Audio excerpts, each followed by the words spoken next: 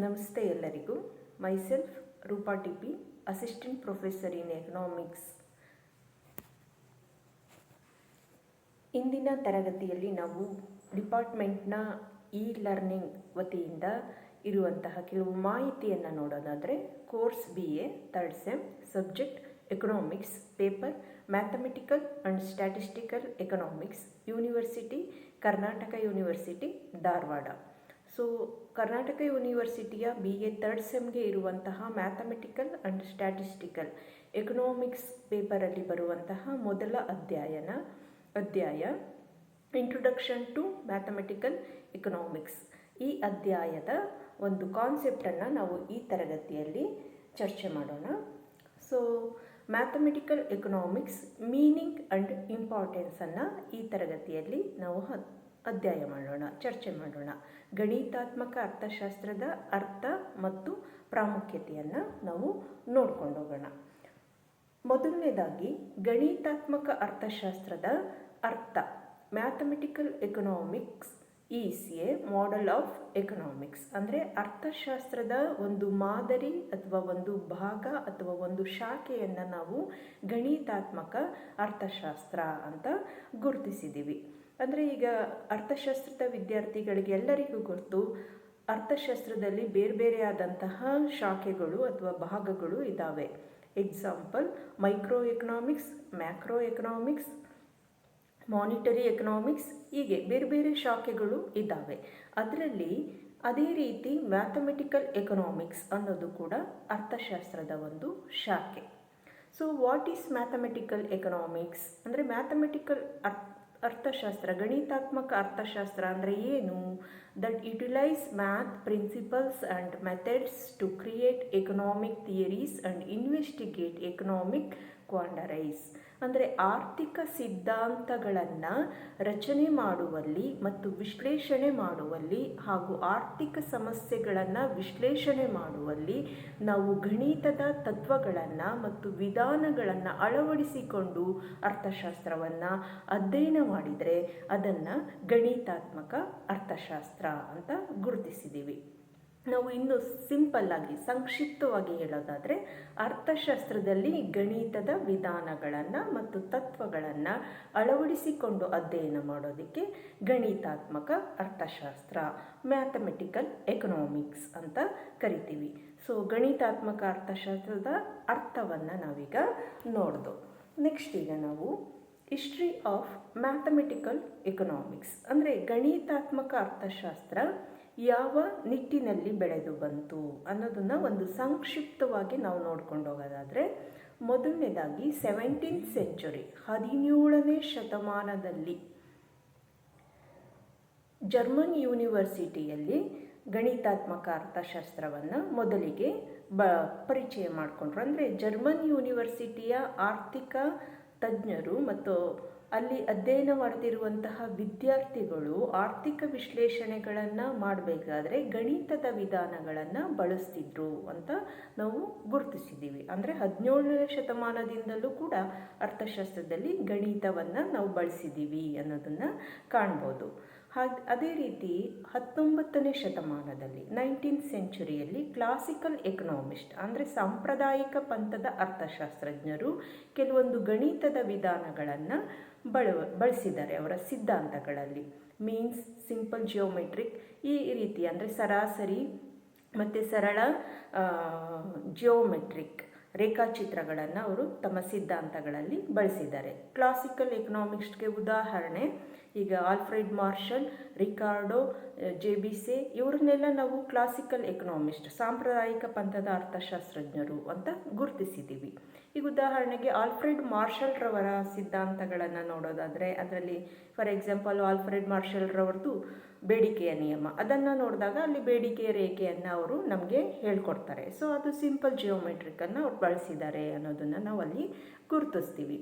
ಅದೇ ರೀತಿ WS ಜೀವನ್ಸ್ರವರು ನಮಗೆ ಗಣಿತಾತ್ಮಕ ಅರ್ಥಶಾಸ್ತ್ರಕ್ಕೆ ಒಂದು ಭದ್ರ ಬುನಾದಿಯನ್ನು ಹಾಕಿಕೊಟ್ಟಂತಹ ಅರ್ಥಶಾಸ್ತ್ರಜ್ಞ ಅಂತ ಅಂದರೆ WS ಜೀವನ್ಸ್ ರವರು.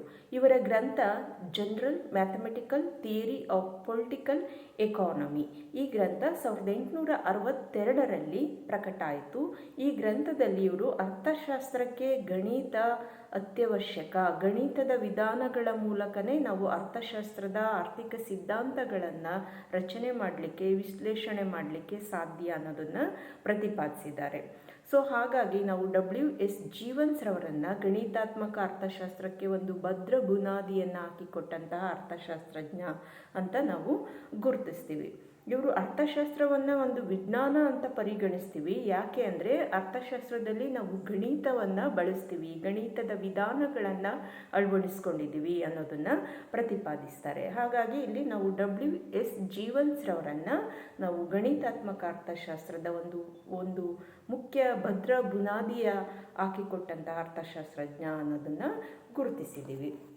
ನಂತರ ನಿಯೋ ಕ್ಲಾಸಿಕಲ್ ಎಕನಾಮಿಸ್ಟ್, ನವ ಸಂಪ್ರದಾಯ ಪಂಥದ ಅರ್ಥಶಾಸ್ತ್ರಜ್ಞರು ಕೂಡ ತಮ್ಮ ಸಿದ್ಧಾಂತಗಳಲ್ಲಿ, ವಿಶ್ಲೇಷಣೆಗಳಲ್ಲಿ ಗಣಿತದ ವಿಧಾನಗಳನ್ನು ಬಳಸಿದ್ದಾರೆ. ಸೊ ನಾನು ಅದರಲ್ಲಿ 1-2-3 ಜನದ ಹೆಸರನ್ನು ಇಲ್ಲಿ ಮೆನ್ಷನ್ ಮಾಡಿದ್ದೀನಿ. Augustine ಕರ್ನಾಟ್, H. ವಾಲ್ರಸ್, ಎಡ್ಜ್ವರ್ತ್ ಇವರು ಈ ತಮ್ಮ ಸಿದ್ಧಾಂತಗಳಲ್ಲಿ, ವಿಶ್ಲೇಷಣೆಗಳಲ್ಲಿ ಗಣಿತದ ಮಾದರಿಗಳನ್ನು ಬಳಸಿದ್ದಾರೆ. ಅದೇ ರೀತಿ ಮಾಡರ್ನ್ ಮ್ಯಾಥಮೆಟಿಕಲ್ ಎಕನಾಮಿಸ್ಟ್ ಅಂದರೆ ಆಧುನಿಕ ಗಣಿತದ ಅರ್ಥಶಾಸ್ತ್ರಜ್ಞರೆಲ್ಲರೂ ಕೂಡ ತಮ್ಮ ಸಿದ್ಧಾಂತಗಳಲ್ಲಿ, ವಿಶ್ಲೇಷಣೆಗಳಲ್ಲಿ ಗಣಿತವನ್ನು ಅಳವಡಿಸ್ಕೊಂಡು ಬಂದಿದ್ದಾರೆ. 1930s ನಂತರ ಬಂದಂತಹ ಎಲ್ಲ ಅರ್ಥಶಾಸ್ತ್ರಜ್ಞರು ತಮ್ಮ ಸಿದ್ಧಾಂತಗಳನ್ನು, ಗಣಿತದ ಮಾದರಿಗಳನ್ನು ಬಳಸಿಯೇ ಅವರು ತಮ್ಮ ಸಿದ್ಧಾಂತಗಳನ್ನು ರಚನೆ ಮಾಡಿಕೊಂಡು ಬಂದಿದ್ದಾರೆ ಅನ್ನೋದನ್ನು ನಾವು ನೋಡ್ತಾ ಹೋಗ್ತೀವಿ. ಸೊ ಸ್ಟೂಡೆಂಟ್ಸ್, ಇದುವರೆಗೂ ನಾವು ಗಣಿತಾತ್ಮಕ ಅರ್ಥಶಾಸ್ತ್ರ ಅಂದರೆ ಏನು, ಗಣಿತಾತ್ಮಕ ಅರ್ಥಶಾಸ್ತ್ರ ನಡೆದು ಬಂದ ದಾರಿಯನ್ನು ಸಂಕ್ಷಿಪ್ತವಾಗಿ ನೋಡ್ತು. ನೆಕ್ಸ್ಟು ನಾವು importance of mathematics in economics ಅಂದರೆ ಅರ್ಥಶಾಸ್ತ್ರದಲ್ಲಿ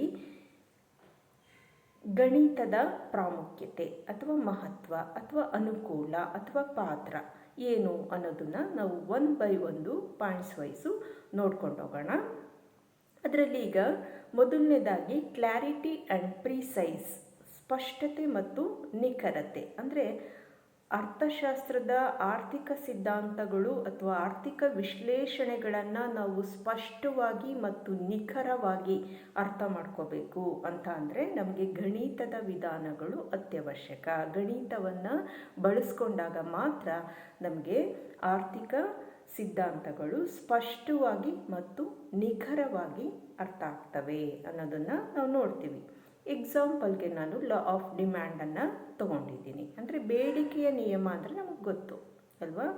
ಬೇಡಿಕೆಯ ನಿಯಮ ಅಂದರೆ ಬೆಲೆ ಹೆಚ್ಚಾದಾಗೆ ಬೇಡಿಕೆ ಕಡಿಮೆ ಆಗುತ್ತೆ, ಬೆಲೆ ಕಡಿಮೆ ಆದಾಗೆ ಬೇಡಿಕೆ ಹೆಚ್ಚಾಗ್ತದೆ ಅಲ್ವಾ. ಸೊ ಇದನ್ನು ನಾವು ಸಿದ್ಧಾಂತದ ಮೂಲಕ ಉದ್ದುದ್ದ ಹೇಳೋದ್ರ ಬದಲು ಒಂದು ಸಿಂಪಲ್ ಡಯಾಗ್ರಾಮ್ ಹಾಕಿಬಿಟ್ರೆ ನಮಗೆ ಗೊತ್ತಾಗ್ಬಿಡ್ತದೆ. ಸೊ ಎಲ್ಲಿ ರೇಖಾಚಿತ್ರ ಕೆಳಮುಖವಾಗಿ ಇಳಿದಿರುತ್ತೋ ಸೊ ಆ ರೇಖಾಚಿತ್ರ ನಮಗೆ ಆ ಎರಡು ಕಾನ್ಸೆಪ್ಟ್ಗಳ ನಡುವೆ ವಿರುದ್ಧವಾದ ಸಂಬಂಧ ಇದೆ ಅನ್ನೋದನ್ನು ಹೇಳ್ತಾ ಹೋಗ್ತದೆ. ಸೊ ಇಲ್ಲಿ ನಾನು ನಿಮ್ಮ PPTಯಲ್ಲಿ ಕಾಣಿಸ್ತಿದೆ, ಬೇಡಿಕೆಯ ರೇಖೆ ಇಳಿಮುಖವಾಗಿದೆ ಅಂದರೆ ಬೆಲೆ ಮತ್ತು ಬೇಡಿಕೆಯ ನಡುವೆ ವಿರುದ್ಧವಾದಂತಹ ಸಂಬಂಧ ಇದೆ ಅಂತ ನಮಗೆ ಸ್ಪಷ್ಟವಾಗಿ ನಿಖರವಾಗಿ ಅರ್ಥ ಆಗ್ತದೆ. ಸೊ ಈ ರೀತಿ ಸ್ಪಷ್ಟತೆ ಮತ್ತು ನಿಖರತೆ ಸಿಗೋದು ನಮಗೆ ಗಣಿತದ ವಿಧಾನಗಳನ್ನು ಅರ್ಥಶಾಸ್ತ್ರದಲ್ಲಿ ಅಳವಡಿಸಿಕೊಂಡಾಗ ಅನ್ನೋದು ಕೂಡ ಇಲ್ಲಿ ಅದರ ಒಂದು ಪ್ರಾಮುಖ್ಯತೆಯನ್ನು ಅಥವಾ ಅನುಕೂಲವನ್ನು ಹೇಳ್ತದೆ. ನೆಕ್ಸ್ಟು ಸಿಂಪ್ಲಿಸಿಟಿ ಆ್ಯಂಡ್ ಕಾನ್ಸೈಸ್, ಸರಳತೆ ಮತ್ತು ಸಂಕ್ಷಿಪ್ತತೆ. ಆರ್ಥಿಕ ಸಿದ್ಧಾಂತಗಳನ್ನು ಸರಳವಾಗಿ ಮತ್ತು ಸಂಕ್ಷಿಪ್ತವಾಗಿ ಅರ್ಥ ಮಾಡ್ಕೋಬೇಕು ಅಂದರೆ ನಮಗೆ ಗಣಿತದ ವಿಧಾನಗಳು ಸಹಕಾರಿಯಾಗಿರ್ತವೆ, ಉಪಯೋಗಕ್ಕೆ ಬರ್ತವೆ. ಗಣಿತದ ವಿಧಾನಗಳು ಅಂದರೆ ರೇಖಾಚಿತ್ರಗಳು ಇರ್ಬೋದು, ಸಮೀಕರಣಗಳು ಇರ್ಬೋದು, ಅವುಗಳ ಮೂಲಕ ನಾವು ಆರ್ಥಿಕ ಸಿದ್ಧಾಂತಗಳನ್ನು ಸರಳವಾಗಿ ಸಂಕ್ಷಿಪ್ತವಾಗಿ ಅರ್ಥ ಮಾಡ್ಕೊಳ್ತೀವಿ ಮತ್ತು ನೆನಪಲ್ಲಿ ಇಟ್ಕೊಳ್ತೀವಿ. ಇಲ್ಲಿ ನಾನು ನಿಮಗೆ ಎಕ್ಸಾಂಪಲ್ ಮಾರ್ಜಿನಲ್ ಯುಟಿಲಿಟಿ, ಸೀಮಾಂತ ತುಷ್ಟಿಗುಣ ನಿಯಮವನ್ನು ನಾನು ಇಲ್ಲಿ ಡಯಾಗ್ರಾಮಲ್ಲಿ ಹೇಳ್ತಾ ಇದ್ದೀನಿ. ಅಂದರೆ ಇಳಿಮುಖ ಸೀಮಾಂತ ತುಷ್ಟಿಗುಣ ನಿಯಮ, ಇದು ಒಂದು ಸಿಂಪಲ್ ಡಯಾಗ್ರಾಮನ್ನು ನಾವು ನೋಡಿಬಿಟ್ರೆ ನಮಗೆ ಗೊತ್ತಾಗ್ಬಿಡುತ್ತೆ ಆ ಸಿದ್ಧಾಂತ ಏನು ಹೇಳುತ್ತೆ. ಅಂದರೆ ಒಂದು ವ್ಯಕ್ತಿ ಸತತವಾಗಿ ಸರಕನ್ನು ಅನುಭೋಗಿಸ್ತಾ ಹೋದರೆ ಅವನಿಗೆ ಸಿಗುವಂತಹ ಸೀಮಾಂತ ತುಷ್ಟಿಗುಣ ಕಡಿಮೆ ಆಗ್ತಾ ಬರ್ತಿದೆ ಅನ್ನೋದನ್ನು ಆ ಡಯಾಗ್ರಾಮ್ ನಮಗೆ ಸರಳವಾಗಿ ಸಂಕ್ಷಿಪ್ತವಾಗಿ ಹೇಳ್ಬಿಡ್ತಿದೆ. ಸೊ ಹೀಗಾಗಿ ನಮಗೆ ಯಾವುದೇ ಆರ್ಥಿಕ ಸಿದ್ಧಾಂತಗಳು ಸರಳವಾಗಿ ಸಂಕ್ಷಿಪ್ತವಾಗಿ ಅರ್ಥ ಆಗಬೇಕು ಅಂದರೆ ಅಲ್ಲಿ ರೇಖಾಚಿತ್ರ ಮತ್ತು ಗಣಿತದ ಸಮೀಕರಣಗಳನ್ನು ಬಳಸ್ಕೊಂಡ್ರೆ ನಮಗೆ ಅನುಕೂಲಕರ ಆಗ್ತದೆ. ನೆಕ್ಸ್ಟ್ ಅನುಕೂಲ ಬಂದು analysis the relationship among several variables. ಬೇರೆ ಬೇರೆ ಚಲಗಳ ನಡುವೆ ಇರುವಂತಹ ಸಂಬಂಧವನ್ನು ವಿಶ್ಲೇಷಣೆ ಮಾಡಲಿಕ್ಕೆ ಆರ್ಥಿಕ ಸಿದ್ಧಾಂತಗಳಲ್ಲಿ ಅಥವಾ ಆರ್ಥಿಕ ವಿಶ್ಲೇಷಣೆಗಳಲ್ಲಿ ನಾವು ಗಣಿತದ ವಿಧಾನಗಳನ್ನು ಬಳಸ್ಕೊಳ್ತೀವಿ, ಉಪಯೋಗಿಸ್ತೀವಿ ಅಲ್ವಾ. ಇಲ್ಲಿ ನಾನು ಒಂದು ನಿಮಗೆ ಕಾಣಿಸ್ತಿದೆ PPTಯಲ್ಲಿ ಎಕ್ಸಾಂಪಲ್ ಆಗಿ ಒಂದು ಪ್ರೊಡಕ್ಷನ್ ಫಂಕ್ಷನ್ದು ಈಕ್ವೇಷನ್ ಹಾಕಿದ್ದೀನಿ. ಇದೇ ರೀತಿ ಬೇರೆ ಬೇರೆ ಗಣಿತದ ಸಮೀಕರಣಗಳನ್ನು ನಾವು ಆರ್ಥಿಕ ವಿಶ್ಲೇಷಣೆಗಳಲ್ಲಿ, ಆರ್ಥಿಕ ಪರಿಕಲ್ಪನೆಗಳಲ್ಲಿ, ಆರ್ಥಿಕ ಸಿದ್ಧಾಂತಗಳನ್ನು ವಿಶ್ಲೇಷಣೆ ಮಾಡೋದ್ರಲ್ಲಿ ಬಳಸ್ಕೊಂಡು ಬರ್ತೀವಿ. ಈಗ QP = F(L, K, C, O) ಇವೆಲ್ಲ ಚಲಗಳು. ಈ ಚಲಗಳ ನಡುವೆ ಇರುವಂತಹ ಸಂಬಂಧವನ್ನು ಈ ಗಣಿತದ ಸಮೀಕರಣ, ಈ ಈಕ್ವೇಷನ್ ನಮಗೆ ಹೇಳ್ತಾ ಹೋಗ್ತದೆ. QP ಉತ್ಪನ್ನದ ಪ್ರಮಾಣ, L ಲ್ಯಾಂಡ್ ಭೂಮಿ, K labour, C capital, O organisation. So ಅಂದರೆ ಉತ್ಪನ್ನಗಳು ಮತ್ತು ಉತ್ಪನ್ನ ಆದಾನಗಳ ನಡುವೆ ಇರುವಂತಹ ಸಂಬಂಧವನ್ನು ಇದು ನಮಗೆ ಹೇಳ್ತಾ ಹೋಗ್ತದೆ. ಇದನ್ನು ನಾವು ಈ ರೀತಿ ಅಂದರೆ ಆರ್ಥಿಕ ಚಲಗಳ ನಡುವೆ ಇರುವಂತಹ ಸಂಬಂಧಗಳನ್ನು ಸುಲಭವಾಗಿ ಗಣಿತದ ಸಮೀಕರಣಗಳ ಮೂಲಕ ನಾವು ವಿಶ್ಲೇಷಣೆಯನ್ನು ಮಾಡಲಿಕ್ಕೆ ನಾವು ಗಣಿತದ ವಿಧಾನಗಳನ್ನು ಬಳಸ್ಕೊಂಡು ಬರ್ತಿದ್ದೀವಿ. ನೆಕ್ಸ್ಟು ಗಣಿತದ ವಿಧಾನಗಳನ್ನು ಬಳಸುವಂಥದ್ದು ಒಂದು ಇನೇವಿಟಿಬಲ್ ಆಗಿಬಿಟ್ಟಿದೆ, ಅಂದರೆ ಅನಿವಾರ್ಯತೆ ಆಗಿಬಿಟ್ಟಿದೆ ನಮಗೆ ನಾನು ಆಗಲೇ ಮೊದಲೇ ಹೇಳಿದೆ 1930 ನಂತರ ನಾವು ಅರ್ಥಶಾಸ್ತ್ರದ ಪ್ರತಿಯೊಂದು ಆರ್ಥಿಕ ವಿಶ್ಲೇಷಣೆಗಳನ್ನು, ಆರ್ಥಿಕ ಸಿದ್ಧಾಂತಗಳನ್ನು ನಾವು ಓದಬೇಕಾದ್ರೆ ಅಥವಾ ಬರಿಬೇಕಾದ್ರೆ ಅಥವಾ ವಿಶ್ಲೇಷಣೆ ಮಾಡಬೇಕಾದ್ರೆ ಅಥವಾ ವಿವರಣೆ ಮಾಡಬೇಕಾದ್ರೆ ಅಥವಾ ಸಿದ್ಧಾಂತಗಳನ್ನು ರಚನೆ ಮಾಡಬೇಕಾದ್ರೆ ನಮಗೆ ಗಣಿತದ ವಿಧಾನಗಳನ್ನು ಅನಿವಾರ್ಯವಾಗಿ ಅವಶ್ಯಕವಾಗಿ ಉಪಯೋಗಿಸಲೇಬೇಕಾಗ್ತದೆ. ಸೊ ಹಾಗಾಗಿ ನಾವು ಅನಿವಾರ್ಯವಾಗಿ ಅವಶ್ಯಕವಾಗಿ ನಾವು ಗಣಿತದ ವಿಧಾನಗಳನ್ನು ನಾವು ಬಳಸ್ತಾ ಇದ್ದೀವಿ.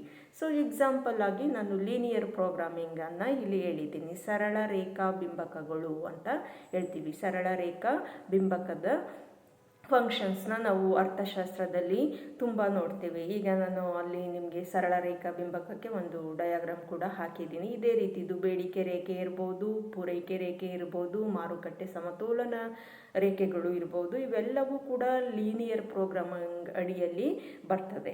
ಸೊ ಅದನ್ನು ನಾವು ಮುಂದಿನ ತರಗತಿಯಲ್ಲಿ ಡೀಟೇಲ್ಸ್ ಆಗಿ ನೋಡ್ಕೊಂಡು ಹೋಗ್ತೀವಿ. ಸರಳ ರೇಖಾ ಬಿಂಬಕಗಳನ್ನು ಅವುಗಳನ್ನು ಅರ್ಥ ಮಾಡ್ಕೋಬೇಕು ಅಂದಾಗ ನಾವು ಗಣಿತದ ಈ ವಿಧಾನಗಳನ್ನು ನಾವು ಅಳವಡಿಸ್ಕೊಳ್ಳೇಬೇಕಾಗ್ತದೆ. ಅರ್ಥಶಾಸ್ತ್ರದಲ್ಲಿ ಅವಶ್ಯಕತೆ ಇದೆ.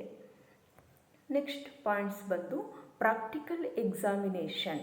ಪ್ರಾಯೋಗಿಕ ಪರೀಕ್ಷೆಗೆ ಅರ್ಥಶಾಸ್ತ್ರದಲ್ಲಿ ನಾವು ಗಣಿತದ ವಿಧಾನಗಳನ್ನು ಅಳವಡಿಸ್ಕೋಬೇಕಾಗ್ತದೆ. ಅಂದರೆ ನಾವು ಏನು ಸಿದ್ಧಾಂತಗಳನ್ನು ರಚನೆ ಮಾಡ್ತೀವಿ, ಓದ್ತೀವಿ, ಆ ಸಿದ್ಧಾಂತಗಳು ಪ್ರಾಯೋಗಿಕವಾಗಿ ನಿಜನ ಅಲ್ವಾ, ಸತ್ಯನ ಅಸತ್ಯನ ಅಂತ ಪ್ರಾಯೋಗಿಕವಾಗಿ ಪರೀಕ್ಷೆ ಮಾಡಬೇಕು ಅಂದಾಗ ನಾವು ಕೆಲವು ಗಣಿತದ ವಿಧಾನಗಳನ್ನು ಬಳಸಿ ಅದನ್ನು ಪರೀಕ್ಷೆಗೆ ಒಡ್ಬೇಕಾಗ್ತದೆ. ಈಗ ಫಾರ್ ಎಕ್ಸಾಂಪಲ್ ನಾನಿಲ್ಲಿ ಇನ್ಪುಟ್ ಔಟ್ಪುಟ್ ಫಂಕ್ಷನನ್ನು ತಗೊಂಡಿದ್ದೀನಿ. ಇನ್ಪುಟ್ಸ್ ಅಂತ ಅಂದರೆ ಈಗ ಉತ್ಪನ್ನದಲ್ಲಿ ಬಳಸುವಂತಹ ಉತ್ಪನ್ನ ಅಂಗಗಳು, ಭೂಮಿ, ಶ್ರಮ, ಬಂಡವಾಳ, ಸಂಘಟನೆ. ಔಟ್ಪುಟ್ ಅಂದರೆ ಉತ್ಪನ್ನದ ಪ್ರಮಾಣ. ಅಂದರೆ ಇಲ್ಲಿ ನಾವು ಇನ್ಪುಟ್ಟನ್ನು ಎಷ್ಟು ಹೆಚ್ಚಿಸಿದ್ರೆ ಔಟ್ಪುಟ್ಟು ಎಷ್ಟು ಹೆಚ್ಚಾಗುತ್ತೆ ಅನ್ನೋದನ್ನು ಲೆಕ್ಕಾಚಾರ ಮಾಡಲಿಕ್ಕೆ ನಾವು ಈ ಫಂಕ್ಷನ್ಸ್ ಮೂಲಕ ಅಂದರೆ ಗಣಿತದ ಸಮೀಕರಣಗಳನ್ನು ಬಳಸಿ ಲೆಕ್ಕಾಚಾರವನ್ನು ಪ್ರಾಯೋಗಿಕವಾಗಿ ಮಾಡ್ತೀವಿ. ಸೊ ಅಂದರೆ ಫಾರ್ ಎಕ್ಸಾಂಪಲ್ ಈಗ ಇನ್ಪುಟ್ಸಲ್ಲಿ ನಾನು ಲೇಬರ್ ಹೇಳಿದೆ. ಲೇಬರ್ ಅಂದರೆ ಶ್ರಮ. ಈಗ ಶ್ರಮವನ್ನು ಹೆಚ್ಚಿಸಿದರೆ ಆ ಅವಧಿಯಲ್ಲಿ ಔಟ್ಪುಟ್ ಎಷ್ಟು ಹೆಚ್ಚಾಗ್ಬೋದು, ಎಷ್ಟು ಹೆಚ್ಚಾಗ್ತದೆ ಅನ್ನೋದನ್ನು ನಾವು ಪ್ರಾಯೋಗಿಕವಾಗಿ ಪರೀಕ್ಷೆ ಮಾಡಬೇಕಾದ್ರೆ ಈ ರೀತಿಯ ಫಂಕ್ಷನ್ಸ್ನ ಅಂದರೆ ಸಮೀಕರಣಗಳನ್ನು, ಬಿಂಬಕಗಳನ್ನು ಬಳಸಿ ನಾವು ಆರ್ಥಿಕ ಸಿದ್ಧಾಂತಗಳನ್ನು ವಿಶ್ಲೇಷಣೆಯನ್ನು ಮಾಡಿಕೊಂಡು ಬರಲಿಕ್ಕೆ ನಮಗೆ ಗಣಿತದ ವಿಧಾನಗಳು ಅರ್ಥಶಾಸ್ತ್ರದಲ್ಲಿ ಅತ್ಯವಶ್ಯಕವಾಗಿ ಬೇಕಾಗ್ತವೆ. Next graphical analysis. ಗ್ರಾಫಿಕಲ್ ಅನಾಲಿಸಿಸ್ಗೂ ಕೂಡ ಅಂದರೆ ರೇಖಾಚಿತ್ರದ ವಿಶ್ಲೇಷಣೆಯನ್ನು ಮಾಡಲಿಕ್ಕೆ ನಮಗೆ ಅರ್ಥಶಾಸ್ತ್ರದಲ್ಲಿ ಗಣಿತದ ವಿಧಾನಗಳು ಅಗತ್ಯವಾಗಿ ಬೇಕೇ ಬೇಕು. ಅದನ್ನು ಉಪಯೋಗಿಸ್ತಾನೆ ಬಂದಿದ್ದೀವಿ. ಅರ್ಥಶಾಸ್ತ್ರ ಅಂದ್ರೇ ಡಯಾಗ್ರಾಮ್ಸ್ ಅನ್ನೋದು ವಿದ್ಯಾರ್ಥಿಗಳ ತಲೆಯಲ್ಲಿ ಇರ್ತದೆ ಅಲ್ವಾ. ಸೊ ನಾವು ಡಯಾಗ್ರಾಮ್ಸ್ ಇಲ್ದೇ ಯಾವುದೇ ಆರ್ಥಿಕ ಸಿದ್ಧಾಂತಗಳನ್ನು, ಥಿಯರಿಸ್ಗಳನ್ನ ಈಸಿಯಾಗಿ ಅರ್ಥ ಮಾಡ್ಕೊಳ್ಳಿಕ್ಕೆ ಸಾಧ್ಯನೇ ಆಗೋದಿಲ್ಲ. ಬರೀ ಓದಿದರೆ, ವಾಕ್ಯ ರೂಪದಲ್ಲಿ ಓದಿದರೆ ಸಿದ್ಧಾಂತಗಳು ನಮಗೆ ಸುಲಭವಾಗಿ ಅರ್ಥ ಆಗೋದಿಲ್ಲ. ಸೊ ಅದೇ ಒಂದು ಡಯಾಗ್ರಾಮನ್ನು ನೋಡಿಬಿಟ್ರೆ, ಒಂದು ರೇಖಾಚಿತ್ರವನ್ನು ನೋಡಿಬಿಟ್ರೆ ನಮಗೆ ಆ ಸಿದ್ಧಾಂತ ಸುಲಭವಾಗಿ ಈಸಿಯಾಗಿ ಎಲ್ಲರಿಗೂ ಅರ್ಥ ಆಗಿಬಿಡುತ್ತೆ. ಸೊ ಹಾಗಾಗಿ ನಾವು ಆರ್ಥಿಕ ಸಿದ್ಧಾಂತಗಳನ್ನು, ಆರ್ಥಿಕ ಪರಿಕಲ್ಪನೆಗಳನ್ನು ನಾವು ವಿಶ್ಲೇಷಣೆ ಮಾಡಲಿಕ್ಕೆ ಅಥವಾ ಅರ್ಥ ಮಾಡ್ಕೊಳ್ಳಿಕ್ಕೆ ನಾವು ಡಯಾಗ್ರಾಮ್ಗಳನ್ನು ಅರ್ಥಶಾಸ್ತ್ರದಲ್ಲಿ ಬಳಸ್ತಾ ಬಂದಿದ್ದೀವಿ. ಇಲ್ಲಿ ಉದಾಹರಣೆಗೆ ನಿಮಗೆ ಇಲ್ಲಿ ಬಿಸ್ನೆಸ್ ಸೈಕಲ್ಸ್ನ ನಾನು ಹಾಕಿದ್ದೀನಿ. ಬಿಸ್ನೆಸ್ ಸೈಕಲ್ಸ್ಗೆ ಕನ್ನಡದಲ್ಲಿ ವ್ಯಾಪಾರ ಚಕ್ರಗಳು ಅಥವಾ ಆರ್ಥಿಕ ಆವರ್ತಗಳು ಅಂತ ಹೇಳ್ತೀವಿ. ನಾವು ಬಿಸ್ನೆಸ್ ಸೈಕಲ್ಸ್ದು ಆ ಒಂದು ಡಯಾಗ್ರಾಮ್ ನೋಡಿದ ತಕ್ಷಣ ನಮಗೆ ಗೊತ್ತಾಗ್ಬಿಡ್ತಿದೆ. ಅಂದರೆ ಆರ್ಥಿಕ ಆವರ್ತಗಳು ನಿರಂತರವಾಗಿ ಇರ್ತವೆ, ಅವು ಏರಿಳಿತದಿಂದ ಕೂಡಿರ್ತವೆ. ಅಂದರೆ ಒಂದು ದೇಶದ ಆರ್ಥಿಕ ವ್ಯವಸ್ಥೆ ಒಂದು ಟೈಮಲ್ಲಿ ಪೀಕಲ್ಲಿದ್ದರೆ ಮತ್ತೆ ಅದು ಕುಸಿತಕ್ಕೆ ಒಳಗಾಗ್ತದೆ. ಹೀಗೆ ಕಾಲ ಅಂತರದಲ್ಲಿ ಆರ್ಥಿಕ ಆವರ್ತಗಳು ನಡೀತಾನೆ ಇರ್ತದೆ ಅನ್ನೋದನ್ನು ನಮಗೆ ಈ ಒಂದು ಸಣ್ಣ ಡಯಾಗ್ರಾಮ್ ನಮಗೆ ಸುಲಭವಾಗಿ ಅರ್ಥ ಮಾಡಿಸ್ಬಿಡ್ತದೆ. ಹಾಗಾಗಿ ಆರ್ಥಿಕ ಸಿದ್ಧಾಂತಗಳನ್ನು ನಾವು ಸುಲಭವಾಗಿ ಅರ್ಥ ಮಾಡ್ಕೊಳ್ಳಿಕ್ಕೆ ನಾವು ಗ್ರಾಫಿಕಲ್ ಅನಾಲಿಸಿಸ್ನ ರೇಖಾಚಿತ್ರದ ವಿಶ್ಲೇಷಣೆಯನ್ನು ಮಾಡ್ಕೊಂಡು ಬಂದಿದ್ದೀವಿ. ಅದಕ್ಕೆ ಗಣಿತ ನಮಗೆ ಅತ್ಯವಶ್ಯಕವಾಗಿ ಬೇಕೇ ಬೇಕಾಗಿದೆ ಅರ್ಥಶಾಸ್ತ್ರದಲ್ಲಿ. ನೆಕ್ಸ್ಟ್ ಪಾಯಿಂಟ್ಸ್ ಬಂದು remedy of minimisation and maximisation probable. ಅಂದರೆ ಮುಂದೆ ಬರುವಂತಹ ಸಾಧ್ಯತೆಗಳನ್ನು ನಾವು ಹೇಗೆ ಮಿನಿಮೈಸೇಷನ್ ಮತ್ತು ಮ್ಯಾಕ್ಸಿಮೈಸೇಷನ್, ಗರಿಷ್ಠತೆ ಮತ್ತು ಕನಿಷ್ಠಗೊಳಿಸುವಂಥದ್ದು. ಸೊ ಇವುಗಳಿಗೆ ಪರಿಹಾರಗಳನ್ನು ಹುಡುಕೋದಕ್ಕೂ ಕೂಡ ನಮಗೆ ಗಣಿತದ ವಿಧಾನಗಳು ಅತ್ಯವಶ್ಯಕವಾಗಿ ಬೇಕು ಆರ್ಥಿಕ ತಜ್ಞರಿಗೆ. ಈಗ ಫಾರ್ ಎಕ್ಸಾಂಪಲ್ ಒಂದು ರಾಷ್ಟ್ರದಲ್ಲಿ ಕೆಲವು ಸಮಸ್ಯೆಗಳನ್ನು ನಾವು ಮಿನಿಮೈಸೇಷನ್ ಮಾಡಬೇಕಾಗುತ್ತೆ, ಕನಿಷ್ಠಗೊಳಿಸಬೇಕಾಗುತ್ತೆ. ಅದೇ ಕೆಲವೊಂದು ಪರಿಕಲ್ಪನೆಗಳನ್ನು, ಕೆಲವೊಂದು ವಿಷಯಗಳನ್ನು ನಾವು ಗರಿಷ್ಠಗೊಳಿಸಬೇಕಾಗ್ತದೆ. ಈಗ ಎಕ್ಸಾಂಪಲ್ ರಾಷ್ಟ್ರದಲ್ಲಿ ಅನ್ಎಂಪ್ಲಾಯ್ಮೆಂಟ್, ಪಾಪ್ಯುಲೇಷನ್ ಮತ್ತು ಪಾವರ್ಟಿ, ಬಡತನ, ಸೊ ಇವನ್ನೆಲ್ಲ ಮಿನಿಮೈಸೇಷನ್ ಕನಿಷ್ಠಗೊಳಿಸಲಿಕ್ಕೆ ಏನು ಮಾಡಬೇಕು. ಅದೇ ರೀತಿ ಪ್ರೊಡಕ್ಷನ್ ಮತ್ತು ಲಾಭ, ಪ್ರಾಫಿಟ್ ಮತ್ತು ತೃಪ್ತಿ, ಉತ್ಪಾದನೆ, ಸೊ ಯೋಗಕ್ಷೇಮ, ಇವುಗಳನ್ನೆಲ್ಲ ಗರಿಷ್ಠಗೊಳಿಸಲಿಕ್ಕೆ ನಾವು ಯಾವ ರೀತಿಯ ಕ್ರಮಗಳನ್ನು ಕೈಗೊಳ್ಬೋದು, ಯಾವ ರೀತಿ ಪರಿಹಾರಗಳನ್ನು ಹುಡುಕ್ಬೋದು. ಸೊ ಇವುಗಳನ್ನು ನಾವು ಆರ್ಥಿಕ ತಜ್ಞರು ವಿಶ್ಲೇಷಣೆ ಮಾಡಬೇಕಾದ್ರೆ ಗಣಿತದ ವಿಧಾನಗಳನ್ನು ಅಳವಡಿಸಿಕೊಂಡಿಯೇ ಅವರು ಮಿನಿಮೈಸೇಷನ್ನು ಮತ್ತು ಮ್ಯಾಕ್ಸಿಮೈಸೇಷನನ್ನು ಮಾಡ್ತಾರೆ ಈ ಪರಿಕಲ್ಪನೆಗಳಲ್ಲಿ. ಸೊ ಹಾಗಾಗಿ ನಮಗೆ ಗಣಿತದ ವಿಧಾನಗಳು ಆರ್ಥಿಕ ತಜ್ಞರಿಗೆ ಮತ್ತು ಅರ್ಥಶಾಸ್ತ್ರಜ್ಞರಿಗೆ ಅತ್ಯವಶ್ಯಕವಾಗಿ ಉಪಯೋಗಕ್ಕೆ ಬರ್ತವೆ. ನೆಕ್ಸ್ಟ್ ಬಂದು ಬೇಸ್ ಆಫ್ ಎಕನಾಮಿಕ್ ಥಿಯರೀಸ್. ಆರ್ಥಿಕ ಸಿದ್ಧಾಂತದ ಮೂಲವಾಗಿ ಗಣಿತವನ್ನು ನಾವು ನೋಡ್ಕೊಂಡು ಬಂದೀವಿ. ಅಂದರೆ ನಾನು ಮೊದಲೇ ಹೇಳಿದಾಗೆ ನಾವು ಎಲ್ಲ ಆರ್ಥಿಕ ಸಿದ್ಧಾಂತಗಳನ್ನು ನಾವು ಗಣಿತದ ವಿಧಾನಗಳನ್ನು ಬಳಸಿಯೇ ನಾವು ರಚನೆ ಮಾಡಿಕೊಂಡು, ಓದ್ಕೊಂಡು, ಅರ್ಥ ಮಾಡಿಕೊಂಡು, ವಿಶ್ಲೇಷಣೆ ಮಾಡಿಕೊಂಡು ಬಂದಿದ್ದೀವಿ.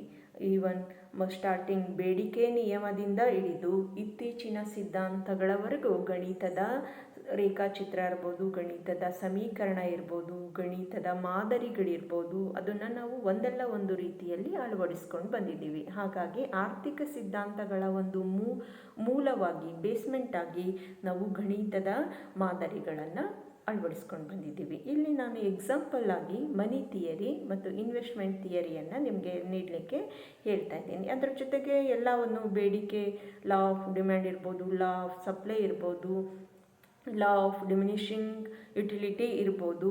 ಸೊ ಇವನ್ನೆಲ್ಲನೂ ಕೂಡ ನಾವು ನೋಡಿಕೊಂಡು ಹೋಗ್ಬೋದು. ಇಂಡಿಫರೆನ್ಸ್ ಕರ್ವ್ ಇರ್ಬೋದು. ಸೊ ಇವನ್ನೆಲ್ಲ ಕೂಡ ನಾವು ಇಲ್ಲಿ ಸೇರಿಸ್ಕೊಂಡು ಹೋಗ್ಬೋದು. ಇಲ್ಲಿ ನಾನು ನಿಮಗೆ ಮನಿ ಥಿಯರಿಯಲ್ಲಿ ನೋಡಿ, ಮನಿ ಥಿಯರಿಯ ಒಂದು ಸಿಂಪಲ್ ಆಗಿ ನಾವು ಅರ್ಥ ಮಾಡ್ಕೊಡ್ಬೇಕಂದ್ರೆ M into V is equal to P into Y ಅಂತ ಹೇಳ್ತೀವಿ. ಎಮ್ ಅಂದರೆ ಮನಿ ಸಪ್ಲೈ, ವಿ ಅಂದರೆ velocity of circulation of money, P ಅಂದರೆ ಪ್ರೈಸ್ ಲೆವೆಲ್, ವೈ ಅಂದರೆ ರಿಯಲ್ ಔಟ್ಪುಟ್ ಅಥವಾ ಈಲ್ಡ್ ಅಂತ ಹೇಳ್ತೀವಿ, ಅಥವಾ ಇನ್ಕಮ್ ಅಂತ ಹೇಳ್ತೀವಿ. ಸೊ ಇದನ್ನು ನೋಡಿದರೆ ನಮಗೆ ಸಿಂಪಲ್ಲಾಗಿ ಅಂದರೆ ಒಂದು ಗಣಿತದವನ್ನು ಬಳಸಿ, ಅದರ ಒಂದು ಸಮೀಕರಣಗಳನ್ನು ಬಳಸಿ ನಮಗೆ ಮನಿ ಥಿಯರಿಯನ್ನು ಈಸಿಯಾಗಿ ಅರ್ಥ ಮಾಡಿಸ್ಕೊಂಡು ಹೋಗ್ತಾರೆ. ಅಂದರೆ ಆರ್ಥಿಕ ಸಿದ್ಧಾಂತಗಳಿಗೆ ಒಂದು ಮೂಲವಾಗಿ ಗಣಿತದ ವಿಧಾನಗಳನ್ನು ನಾವು ಅರ್ಥಶಾಸ್ತ್ರದಲ್ಲಿ ಉಪಯೋಗಿಸ್ಕೊಂಡು ಬರ್ತಿದ್ದೀವಿ, ಮುಂದಕ್ಕೂ ಉಪಯೋಗಿಸ್ತಾ ಹೋಗ್ತೀವಿ. ನೆಕ್ಸ್ಟ್ ಪಾಯಿಂಟ್ಸ್ ಬಂದು ಅನಾಲಿಸಿಸ್ ಆಫ್ ಕ್ವಾಂಟಿಟಿವ್ ರಿಲೇಷನ್ಶಿಪ್. ಅಂದರೆ ಅರ್ಥಶಾಸ್ತ್ರದಲ್ಲಿ ನಾವು ಪ್ರಮಾಣಾತ್ಮಕ ಚಲಗಳನ್ನೇ ನಾವು ಹೆಚ್ಚಾಗಿ ಅಧ್ಯಯನ ಮಾಡ್ಕೊಂಡು ಬರ್ತೀವಿ. ಸೊ ಈ ಪ್ರಮಾಣಾತ್ಮಕ ಚಲಗಳ ನಡುವೆ ಇರುವಂತಹ ಸಂಬಂಧಗಳನ್ನು ವಿಶ್ಲೇಷಣೆ ಮಾಡಲಿಕ್ಕೆ ನಾವು ಅರ್ಥಶಾಸ್ತ್ರದಲ್ಲಿ ಗಣಿತದ ವಿಧಾನಗಳನ್ನು, ಅದರಲ್ಲೂ ಮುಖ್ಯವಾಗಿ ಸಮೀಕರಣಗಳನ್ನು ಮತ್ತು ರೇಖಾಚಿತ್ರಗಳನ್ನು ಬಳಸ್ಕೊಂಡು ಬರ್ತೀವಿ. ಈಗ ನಾನು ಮೊದಲೇ ಹೇಳಿದಾಗೆ ಅರ್ಥಶಾಸ್ತ್ರದಲ್ಲಿ ಪ್ರಮಾಣಾತ್ಮಕ ಚಲಗಳು, ಉದಾಹರಣೆಗೆ ಆದಾಯ ಇರ್ಬೋದು, ವೆಚ್ಚ ಇರ್ಬೋದು, ಜನಸಂಖ್ಯೆ ಇರ್ಬೋದು, ಉತ್ಪಾದನೆ ಇರ್ಬೋದು, ನಿರುದ್ಯೋಗದ ಪ್ರಮಾಣ ಇರ್ಬೋದು, ಉದ್ಯೋಗದ ಪ್ರಮಾಣ ಇರ್ಬೋದು. ಸೊ ಇವೆಲ್ಲ ಕ್ವಾಂಟಿಟಿವ್ ಬೇಸಿಸ್ ಮೇಲೆ ಇರುವಂತಹ ವೇರಿಯಬಲ್ಸೇ, ಚಲಗಳೇ. ಸೊ ಇವುಗಳ ನಡುವೆ ಇರುವಂತಹ ರಿಲೇಷನ್ಶಿಪ್ಪನ್ನು ಅಧ್ಯಯನ ಮಾಡಬೇಕಂದ್ರೆ ನಮಗೆ ಇಲ್ಲಿ ಗಣಿತದ ವಿಧಾನಗಳನ್ನು ಅಳವಡಿಸ್ತೀವಿ. ಫಾರ್ ಎಕ್ಸಾಂಪಲ್ ನಾನಿಲ್ಲಿ ಪ್ರೊಡಕ್ಷನ್ ಫಂಕ್ಷನ್ ಹೇಳ್ತೀನಿ, ಉತ್ಪನ್ನ ಬಿಂಬಕ ಅಂತ ಕನ್ನಡದಲ್ಲಿ ಹೇಳ್ತೀವಿ. ಸೊ ಪ್ರೊಡಕ್ಷನ್ ಫಂಕ್ಷನ್ನಲ್ಲಿ ನಾವು ಔಟ್ಪುಟ್ ಮತ್ತು ಇನ್ಪುಟ್ ನಡುವೆ ಇರುವಂತಹ ರಿಲೇಷನ್ಶಿಪ್ನ ಹೇಳ್ತಾ ಹೋಗ್ತೀವಿ. ಅಂದರೆ ಎರಡು ಕ್ವಾಂಟಿಟಿವ್ ವೇರಿಯಬಲ್ಸ್ ನಡುವೆ ಇರುವಂತಹ ರಿಲೇಷನ್ಶಿಪ್, ಇನ್ಪುಟ್ಸ್ ಎಷ್ಟು ಹೆಚ್ಚಾದರೆ ಔಟ್ಪುಟ್ ಎಷ್ಟು ಹೆಚ್ಚಾಗುತ್ತೆ. ಸೊ ಈ ರಿಲೇಷನ್ಶಿಪ್ನ ಹೇಳ್ಕೊಂಡು ಹೋಗ್ತೀವಿ. ಅದನ್ನು ನಾವು ಬಿಂಬಕದ ಮೂಲಕ, ಫಂಕ್ಷನ್ಸ್ ಮೂಲಕ ಅಥವಾ ಈಕ್ವೇಷನ್ಸ್ ಮೂಲಕ ಬರಿತೀವಿ, ಮತ್ತು ಡಯಾಗ್ರಾಮ್ಸ್ ಮೂಲಕ ಹೇಳ್ತೀವಿ ಅರ್ಥಶಾಸ್ತ್ರದಲ್ಲಿ. ಸೊ ಹೀಗೆ ಅರ್ಥಶಾಸ್ತ್ರದಲ್ಲಿ ನಾವು ಗಣಿತದ ವಿಧಾನಗಳನ್ನು ಅಳವಡಿಸ್ಕೊಂಡು ಗಣಿತವನ್ನು ಉಪಯೋಗಿಸ್ಕೊಂಡು ಬರ್ತಾ ಇದ್ದೀವಿ. ಸೊ ಒಟ್ಟಾರೆಯಾಗಿ ನಮಗೆ ಅರ್ಥಶಾಸ್ತ್ರದಲ್ಲಿ ಗಣಿತ ಒಂದು ಭಾಗವಾಗಿ ಅರ್ಥಶಾಸ್ತ್ರದ ಆರ್ಥಿಕ ಸಿದ್ಧಾಂತಗಳನ್ನು, ಆರ್ಥಿಕ ವಿಶ್ಲೇಷಣೆಗಳನ್ನು, ಆರ್ಥಿಕ ಪರಿಕಲ್ಪನೆಗಳನ್ನು, ಆರ್ಥಿಕ ವಿಚಾರಧಾರೆಗಳನ್ನು ನಾವು ಓದಬೇಕಾದ್ರೆ, ಬರಿಬೇಕಾದ್ರೆ, ಸುಲಭವಾಗಿ ಅರ್ಥ ಮಾಡ್ಕೋಬೇಕಾದ್ರೆ ಮತ್ತು ವಿಶ್ಲೇಷಣೆ ಮಾಡಬೇಕಾದ್ರೆ ನಮಗೆ ಆಧಾರವಾಗಿ ಗಣಿತವನ್ನು ನಾವು ಪ್ರಮುಖವಾಗಿ ಬಳಸ್ಕೊಂಡು ಬರಲೇಬೇಕಾಗ್ತದೆ. ಹಾಗಾಗಿ ಇತ್ತೀಚಿನ ದಿನಗಳಲ್ಲಿ ಅರ್ಥಶಾಸ್ತ್ರದಲ್ಲಿ ಗಣಿತ ಒಂದು ಭಾಗವಾಗಿ ಸೇರ್ಪಡೆಯಾಗಿಬಿಟ್ಟಿದೆ. ಸೊ ಹಾಗಾಗಿ ಗಣಿತವಿಲ್ಲದೆ ನಾವು ಅರ್ಥಶಾಸ್ತ್ರವನ್ನು ಸುಲಭವಾಗಿ ಅರ್ಥ ಮಾಡ್ಕೊಳ್ಳೋದಕ್ಕೂ ಆಗೋದಿಲ್ಲ, ಓದಲಿಕ್ಕೂ ಆಗೋದಿಲ್ಲ, ವಿಶ್ಲೇಷಣೆ ಮಾಡಲಿಕ್ಕೂ ಸಾಧ್ಯ ಇಲ್ಲ. ಸೊ ಹಾಗಾಗಿ ಅರ್ಥಶಾಸ್ತ್ರಕ್ಕೆ ಗಣಿತ ಅತ್ಯವಶ್ಯಕ ಅನ್ನೋದನ್ನು ನಾವು ಈ ಪಾಯಿಂಟ್ಸ್ಗಳ ಮೂಲಕ ನೋಡ್ಕೊಂಡು ಹೋಗ್ತೀವಿ. ಸೊ ಸಮ್ಮರಿ ಬಂದು ಅಂದರೆ ಈ ತರಗತಿಯಲ್ಲಿ ನಾವು ಏನೇನು ನೋಡ್ದೋ ಅನ್ನೋದನ್ನು ನೋಡೋದಾದರೆ, ಮೀನಿಂಗ್ ಆಫ್ ಮ್ಯಾಥಮೆಟಿಕಲ್ ಎಕನಾಮಿಕ್ಸ್, ಗಣಿತಾತ್ಮಕ ಅರ್ಥಶಾಸ್ತ್ರದ ಅರ್ಥ, ಹಿಸ್ಟ್ರಿ ಆಫ್ ಮ್ಯಾಥಮೆಟಿಕಲ್ ಎಕನಾಮಿಕ್ಸ್, ಗಣಿತಾತ್ಮಕ ಅರ್ಥಶಾಸ್ತ್ರದ ಒಂದು ನಡೆದು ಬಂದ ದಾರಿ ಅಥವಾ ಇತಿಹಾಸ, ಇಂಪಾರ್ಟೆನ್ಸ್ ಆಫ್ ಮ್ಯಾಥಮೆಟಿಕಲ್ ಎಕನಾಮಿಕ್ಸ್ ಅಂದರೆ ಗಣಿತದ ಒಂದು ಮಹತ್ವ, ಅರ್ಥಶಾಸ್ತ್ರದಲ್ಲಿ ಗಣಿತದ ಮಹತ್ವ ಅಥವಾ ಪಾತ್ರ ಅಥವಾ ಅನುಕೂಲವನ್ನು ನಾವು ಈ ತರಗತಿಯಲ್ಲಿ ಚರ್ಚೆ ಮಾಡ್ತು. Thank you.